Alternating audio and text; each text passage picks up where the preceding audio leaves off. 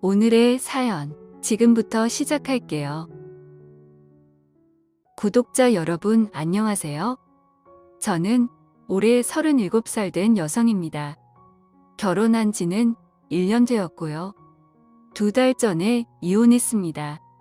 정말 빨리 이혼을 하게 됐죠? 아무래도 이제는 남편이라고도 부르고 싶지 않은 전남편 이야기부터 해야 할 것 같네요. 저는 전남편과 사내 연애를 했습니다.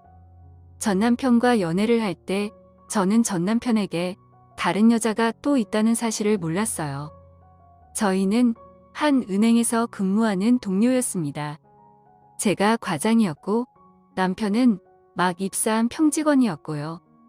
제가 입사 7년 선배였고 나이도 4살 더 많았으니 저희는 그저 동료일 뿐이었지요. 남들 눈에 우리 둘이 전혀 안 어울려 보일 수밖에 없는 것이, 제 자신을 이렇게 말하기는 그렇지만 저는 뚱뚱합니다. 기억이 나지 않는 아주 어린 시절부터 뚱뚱했고요. 이런 몸매 때문에 어릴 때부터 늘 열등감에 시달렸고 늘 주눅이 들었던 상태로 살았기 때문에 제 머릿속에는 공부라도 잘해야 한다는 본능적인 깨달음이 있었던 것 같아요. 고등학교부터 대학까지 모두 내노라 하는 대학과 대학원을 다녔어요. 졸업 후에는 지금 다니는 은행에 입사했고 열심히 일해서 남들보다 인정을 빨리 받아서 과장을 일찍 달았죠. 저는 뚱뚱한데 남편은 나이도 어리고 은행 고객들도 힐끔힐끔 다시 볼 정도로 잘생겼고 몸매도 멋있었어요. 길 가는 여성들의 눈길을 한 번에 휘어잡을 만큼 잘생긴 사람이요. 저는 저와 그를 남녀로 연결시킬 생각도 못했고 다만 멀리서 잘생긴 연예인 보듯이 바라만 보았습니다. 지금 생각해보니 그는 원래부터가 사람을 조건으로 사귀는 사람이었던 것 같아요. 여자친구든 동료든 우정이든 모든 관계로요. 그런 사람 있잖아요. 친구도 자기에게 이익되는 사람만 골라서 사귀는 유형이요. 조건을 보며 사귀는 사람이요. 공부 잘하고 부잣집인 친구하고만 노는 아이들처럼요. 자기에게 별로 도움이 없을 듯한 상대는 아예 상대를 안 합니다. 신혼 초에 친구들에게 전화가 오면 전화를 받고 나가는 친구는 여지없이 잘 나가는 친구들이었고요. 연애를 시작하기 전에 그가 제게 유난히 깍듯하고 친절했던 이유는 여자인 저를 좋아해서가 아닌 상사로 자기에게 쓸모가 있었기 때문이었다는 걸 지금에서야 깨닫게 되었네요. 저는 잘생긴 그 남자가 유난히 제게 친절한 게 너무 놀라웠고 설레었습니다.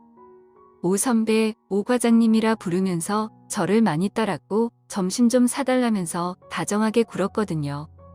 그뿐 아니라 오늘 퇴근하고 뭐 하시냐며 개인적인 질문도 자주 묻고는 했었죠. 은행 내에서도 가장 인기 많은 남성이 제게 유난히 친절하니까 저는 겉으로는 내색할 수 없었지만 여자로서 설레었던 것 같아요. 지금 와서 되짚어보니 그 남자가 이렇게 제게 유난히 친절할 때는 뭔가 꼭 그 후에 업무적인 부탁이 따르고는 했습니다.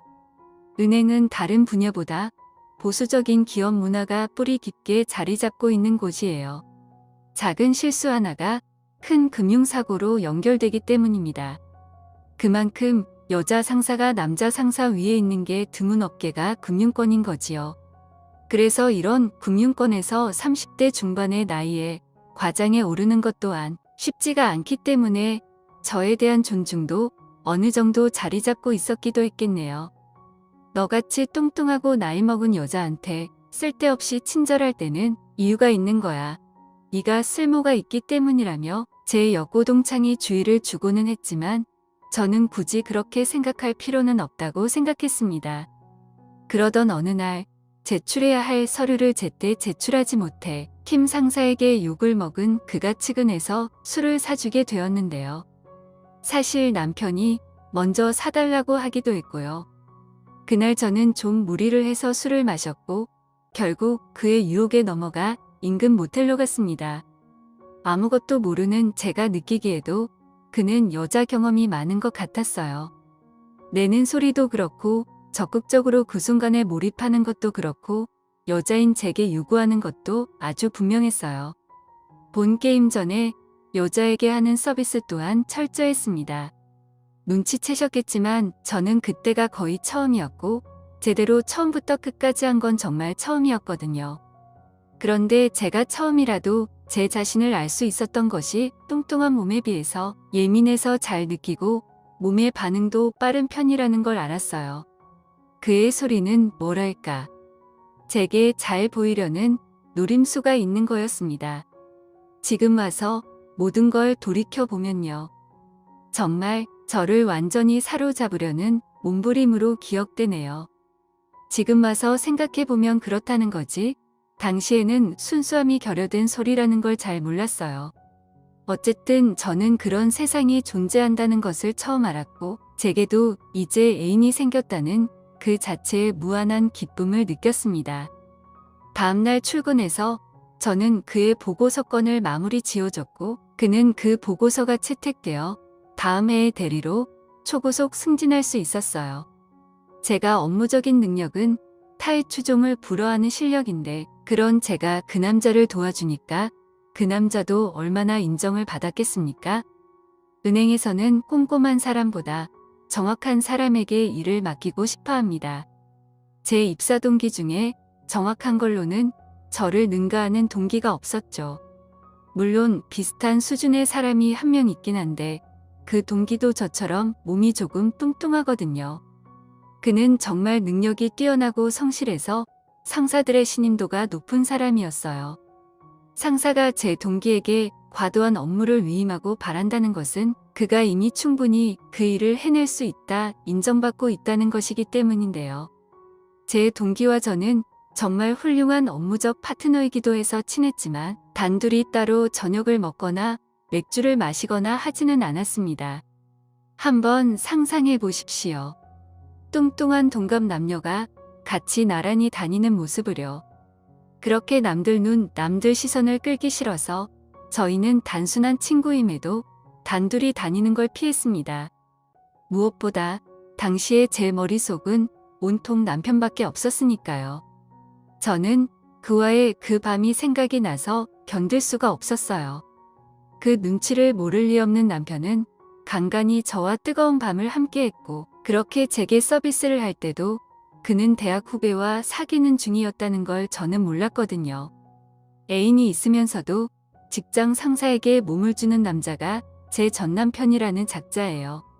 어쨌든 그는 저의 도움으로 그가 할 수 있는 역량 안에서 최선을 다해 일을 처리해 나가는 후배였습니다. 자신 없는 업무에 부딪히면 도움을 요청하여 반드시 주어진 업무를 수행해 나가는 집념도 있었어요. 그런 부분이 믿음직스러웠던 것도 사실입니다. 근데 어느 날부터 그가 저를 대하는 태도가 진지해지더군요. 훗날에 알고 보니 그맘때쯤에서 그가 저희 집 배경을 알게 된 거더라고요. 저희 아버지가 은행 지점장으로 퇴임하시고 지금도 아버지 후배들이 여러 지점장으로 있고 또 저희 집 대대로 은행가 집안이라는 것을요. 그는 모텔에서 저에게 더 진지하고 훌륭한 액션을 취하기 시작했어요. 저에게 서비스를 할 때는 한 곳에 오래 머무르지 않고 골고루 해주는 것 또한 철저했고 부끄러움도 없이 저를 가지고 놀더군요. 저는 이제는 완전히 그 남자 없이는 못 살 것 같은 지경에까지 이르게 되었고요. 그와 매일 같이 할 수 있다면 못할 게 없는 기분이었어요.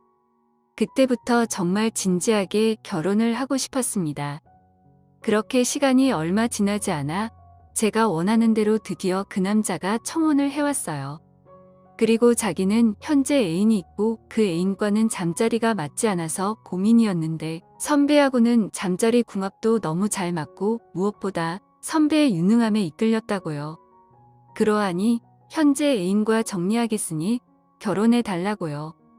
처음에는 예의상 거절했어요. 그걸 모를 리 없는 그는 아주 열렬한 구애를 했습니다. 그에 대해서 아버지께 말씀드렸더니 대번에 마땅치 않는 표정을 지으시더군요. 그때 아버지 말을 들었으면 이런 사태까지 오지도 않았을 거예요. 홀로인 제 친정아버지가 알려진 것보다 더 재산가라는 소문이 그의 열렬한 구애에 한몫했을 것도 자명한 이치였겠지요. 하지만 자식 이기는 부모 없다고 하지요. 저는 아버지께 허락을 받고 우리는 결혼을 초고속으로 치루었어요. 신혼 초 그는 정말 자상한 남편이었습니다. 주말은 꼭 집에서 저와 함께 하려 했거든요. 가사도 반반 나눠서 했는데 그 룰을 철저히 지키는 모범 남편이었습니다. 게다가 그 무엇보다 밤일이 훌륭했었기에 저는 이게 행복이구나 실감하며 살았어요. 지금 와서 돌이켜보면 전 남편은 정말 남자 기생이라고 부를 만했습니다. 남편은 저의 뚱뚱한 몸매 같은 건 눈에 보이지 않는 것처럼 행동했어요. 물론 처가에도 참 잘했습니다. 그런데 저희 결혼 생활에 암울한 그림자가 던져진 건 신혼 7개월이 접어들던 때였어요. 저희 아버지가 뜻밖의 나이 어린 여자하고 바람이 나신 거예요. 골프 다니시다가 알게 된 여성인데 프로였어요. 골프 프로요? 여동생과 저는 너무 놀랐습니다. 아버지는 홀로 지내신 지 10년이 넘으셨고 그 연세의 젊은 여자를 사귀실 만큼 그렇게 여자가 필요해 보이지도 않으셨거든요. 나이 어린 그 여자는 제 또래였습니다. 처음에는 별로 신경도 안 썼고 적당히 사귀다 끝날 줄 알았는데 갑자기 재혼까지 하시겠다고 선언하시더군요. 저와 여동생 생각에는 아버지가 즐거우시고 말년에 행복하고 생활에 탄력을 얻으시면 좋은 거라고 좋게 생각했지만 저희 남편은 정반대였어요. 너무너무 화를 내더군요. 급기야는 아버님 미치신 거 아니냐는 둥, 그 연세에 무슨 재혼이냐는 둥, 점잖게 사실 일이지. 나 부끄러워서 내가 은행을 어떻게 나가냐는 둥, 눈 뜨면서부터 은행에서 다시 집에 돌아와서까지 그러더군요. 저는 저희가 왜 저렇게 아버지 재혼에 예민할까 이상했지만 창피할 수도 있겠다. 새장모가 자기 또래니 창피하겠지라고 생각했어요. 하지만 차마 아버지를 막을 수는 없었고 결국 재혼까지 하신 후에 새어머니와 아버지는 행복해 보이셨고 얼마 지나지 않아 새어머니가 임신까지 하셨죠. 그 연세에도 여성을 임신시키는 게 가능하구나. 저희 아버지 그럼 그 10년간 그 욕구를 어떻게 참고 살아오셨을까 생각하니 제 마음이 너무 아팠어요. 동시에 동갑인 새어머니께 감사한 마음까지 들었습니다. 새어머니가 임신한 사실을 안 날 남편은 포금을 하고 들어와서 살림을 야구방망이로 다 때려 부수더군요. 여러분, 새장모가 임신을 하면 사위가 살림을 때려 부수나요? 저는 그때부터 남편에 대한 의구심이 싹트기 시작했습니다. 이 사람이 혹시 저의 배경을 이미 알고서 접근한 게 아닐까 싶었고 나이도 많고 뚱뚱한 저와 결혼을 한 이유가 진심으로 저를 사랑해서인지 말이에요. 그는 그때부터 만사에 시들시들했고 집안일을 분담한 것도 시들해졌고 제가 묻는 말에도 억지로 단답형으로 대답하게 되었고 무엇보다도 잠자리에서 억지로 마지못해 하는 게 느껴지는 거예요. 뭐 별 수 있나요? 대면 안 하느니만 못한 부부관계를 하면서 지낸 몇 개월 후 저도 임신을 했죠. 남편은 별로 좋아하지 않더군요. 자기 아이를 임신한 저에게보다 새장모의 임신에 더욱 지대한 관심을 보이며 그쪽만 주시하는 거예요. 잔인한 감정이 어깨선을 타고 내려갔다가 다시 입으로 올라오는 걸 느꼈어요. 저는 그런 남편이 불쾌해서 계모에게 관심 갖지 말라고 이야기했습니다. 혹시나 알려주는 건데 친정아버지 재산은 이미 사회기부 약속이 되어 있다고도 알려주었어요. 계모에게 돌아갈 목도 내게 돌아올 목도 단 한 푼도 없다는 것도 알려주었습니다. 그러자 남편은 제게 화분을 던지더군요. 이유는 자기를 무시했다는 겁니다. 처가의 돈과 자기가 무슨 상관이냐고 화분을 들어 제게 던지는 거예요. 참고로 저는 그때 임신 2개월 차였습니다. 화분의 충격으로 아기가 유산되었고 그날부터 남편의 태도는 180도 변했습니다. 대놓고 뚱뚱하다고 살 좀 빼라고 모욕적인 말을 하는 거는 기본이고요. 잠자리도 일체 없었어요. 매일 늦은 귀가는 물론 가사 분담도 안 했고요. 추석에 시댁에 갔더니 그전에는 한없이 살갑게 대하던 시댁 식구들도 이제는 저를 대놓고 조롱하는 거예요. 안 사돈이 자기 딸보다 더 어린 이 상황이 난감하다는 둥, 너희가 은행가 집안 맞냐는 둥, 좀 수준 있게 놀지 못하고 점디 젊은 거 한테 홀려서는 사돈 어른이 제정신이냐는 둥, 저는 제 친정을 그런 식으로 모욕하는 거에 심한 반발을 느꼈고 저는 도저히 용서할 수가 없었습니다. 집으로 돌아온 후 결국 저는 남편에게 이혼하자고 했습니다. 이혼 요구했다는 소식을 접한 시어머니는 바로 저희 집으로 쫓아오셔 한다는 말이 4살이나 어린 남편 실컷 발라먹더니 이젠 맛이 없어진 거냐고 하시는 거예요. 저희가 이혼을 한 해 만에 씨름하는 동안 제 친정에서는 또 친정대로 난리가 났습니다. 계모가 임신한 아기가 저희 아버지 자식이 아니란 게 탄로가 났는데요. 계모는 저희 아버지와 결혼 후에도 다른 남자와 계속 관계를 지속했고 그 남자 아기란 게 들통이 난 거예요. 아버지는 세부인을 가차없이 내치신 후 변호사를 불러 유언장 내용을 바꾸셨어요. 전 재산을 딸 둘에게 골고루 나눈다고요. 물론 제가 지금 남편과의 이혼 결심을 알게 되신 것도 큰 이유였겠지요. 남편은 남편대로 저와의 이혼을 위해 점심시간을 이용해 은행 근처 이혼 전문 변호사를 찾아간 날, 그곳에서 뜻밖에도 아버지 변호사와 부딪혔나 봐요. 아버지 변호사는 저희 부부 사정을 알 리 없는지라 딴에는 축하한다는 뜻에서 인사를 건네었던 겁니다. 이젠 정말 한 재산 손에 쥐게 생기셨으니 나중에 자기도 잘 봐달라는 인사와 함께요. 남편은 그 길로 바로 다시 은행으로 돌아왔고 아무렇지 않게 업무를 했어요. 그리고 퇴근 무렵 카톡을 보내오더군요.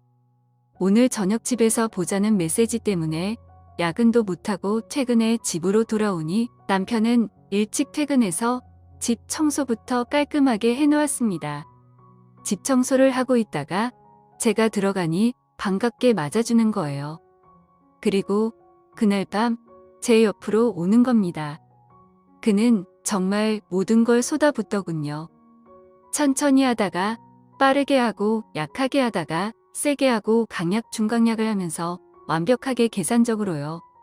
당신의 거기는 일직선이 아니어서 사람을 미치게 한다는 립서비스까지 하는 거예요. 저는 그가 하는 대로 가만히 두었습니다. 저 자신을 가늠해 보기 위해서요. 아직도 그의 잠자리에 내가 미쳐 있는 건가 그것을 알아보려고요.